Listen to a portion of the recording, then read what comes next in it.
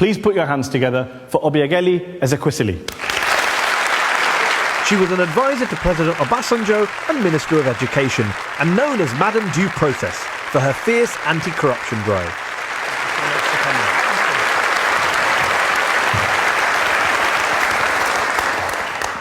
What do you say to those critics, especially back home in Nigeria, who have accused you and other founders of the Bring Back Our Girls campaign of using the missing girls as a kind of partisan political tool, of using them as a stick with which to beat the government on behalf of the opposition? That would have been the easiest thing to do if that was the purpose for Bring Back Our Girls. But it's not. Not a politician? I am not a politician. Really? What are you? I am not a party. I don't belong to a party. But you're a government minister. No, well, that's where you're wrong. You weren't a government minister? We don't practice Westminster type of government. We practice presidential system of government. Okay. I became a minister without having to carry party card and, dance in the village. So your definition of a politician is someone who's part of a party? My definition... If you're a federal government minister for education, for solid minerals, yes. If you're the vice president of the World Bank, yes. If you're an advisor to African presidents, yes. You're not a politician.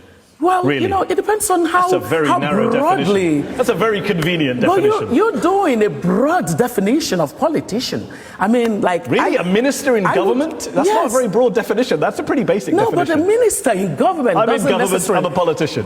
You know what? You are given a definition of politician that is way above the way that I have looked at it. Spoken like a true politician. Obi, I just want to ask you, moving the conversation on, a recent headline to a piece by Sarah Chase, who's one of the world's leading experts on corruption, read, "Nigeria's in-your-face corruption may be fueling Boko Haram terrorism." In fact, plenty of analysts have pointed out that Boko Haram, before it became a very violent organization, started off life as a kind of rebel group protesting against the corruption of the state, of the police. My question to you is this: why is corruption, in your view, so rampant in Nigeria, so systemic in Nigeria today? The major cause is the failure of the institutions of the state to function as effectively as they ought to, because of the system of governance that we had. But the government of President Obasanjo, which you were part of for several years,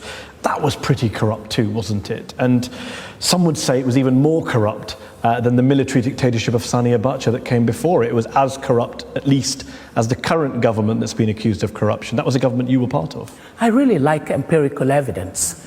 And right now, you don't have any. You just simply assume. If you look at the Transparency International rankings, they were pretty bad under Obasanjo. Well, actually, they didn't really rise radically. They rose and fell. Well, you're wrong there. But you reject the idea that the Obasanjo government was as corrupt, or not, if not more corrupt, than governments that came before. There was no way it could have been more corrupt than the government of Abacha. Okay. I'm sorry. Can I ask you? Let's just. Okay. Well, let's just agree that you did not even make that statement. I'm not going to agree. I'll tell you why I don't agree. I don't have empirical evidence, but let's do some eyewitness evidence. Thanks to WikiLeaks, we know that Nuhu Ribadu, the man appointed by former President Obasanjo to head his Economic and Financial Crimes Commission, he told the US ambassador in 2007 that, quote, "Even more than the Abacha days, where Abacha was the sole thief, corruption under Obasanjo's 8 years was far worse, because everyone stole. No doubt Obasanjo did as well." He added, "Oba was a political machine. He just knew how to play the game for the international community and cover his tracks." The next person you should invite to your show would be Nuhu Ribadu. You reject his view? No, it's not about rejecting his view. I don't have counterfactual evidence on the basis of which to reject it. Okay, let me rephrase the question. What's your response to the corruption chief appointed by President Obasanjo, who says the president who appointed me is more corrupt than the military guy before him? What's your response to that? My response to that would be, why did you wait until after the fact to well, actually, make he said that? During. He just said it in a private conversation, which WikiLeaks then leaked to us all. Then, that would really question the issue of the institution that was responsible for fighting corruption. Well, I'm glad you mentioned that, because he was the head of the Economic and Financial Crimes Commission, which President Obasanjo, who you served under, appointed. You were an advisor to President Obasanjo in 2003 when he set that commission up. 8 years later, Human Rights Watch reported in 2011 that senior political figures who have been widely implicated in corruption have not been prosecuted. Human Rights Watch also noted that the EFCC was selective, dictated at least in part by Obasanjo. Their agenda was dictated by Obasanjo. Do you accept, in hindsight, that that government you were part of, you were basically, no one's ever accused you of corruption personally, but you were basically window dressing for a very corrupt regime? And here today, even today, you won't acknowledge that fact. Well, you know, I don't know about window dressing. One thing that I was known for was my inability to be an image launderer for anyone.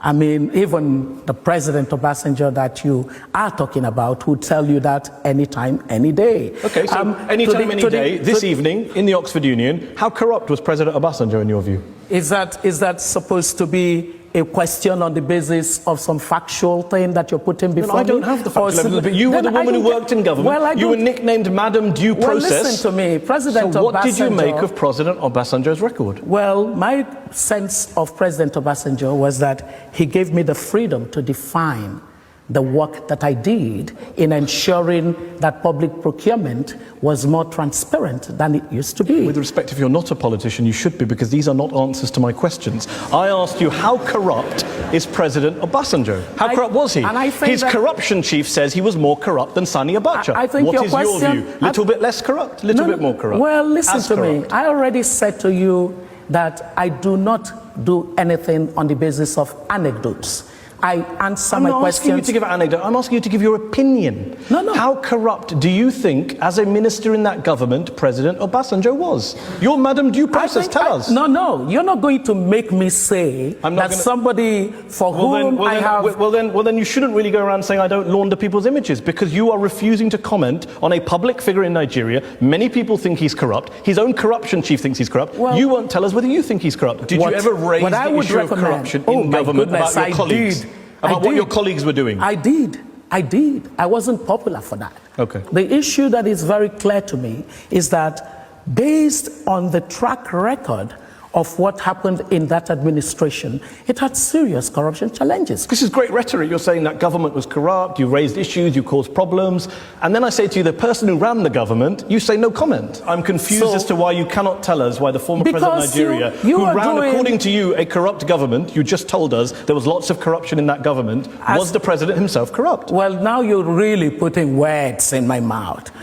Because, you see, one of the things... That there was widespread corruption in the government you were part of. Of course, every government has element of corruption, but don't characterize it in the way you did. Okay. Otherwise, it would be completely different. Let me rephrase it exactly with these words. The government you were part of, which had elements of corruption, was the president aware of those elements or part of those elements? He was aware of the elements of corruption, and it was his responsibility to tackle those issues of corruption. Did he tackle it in your view? We didn't succeed fully. Okay, let's go back to our panel. Richard Eaterman, why in your view is corruption so endemic in Nigeria today? And was the government that Obi was part of, in your view, was that less corrupt than other governments that we've seen? I don't think individuals like President Obasanjo or even Dr. Ezekwesili should be blamed for or can do everything. Because it's institutional. This is very endemic and institutional. Okay, and what I think that should be done is institutions that can arrest that instead of individuals. Let me just pick up that point with Richard Dowden. Obi is often described as Madam Due Process, anti-corruption champion. Do you think her legacy, political legacy, is one of having successfully fought corruption during her time in office? I think personally, yes. There's no question about it. She's admired for running a department cleanly and very well.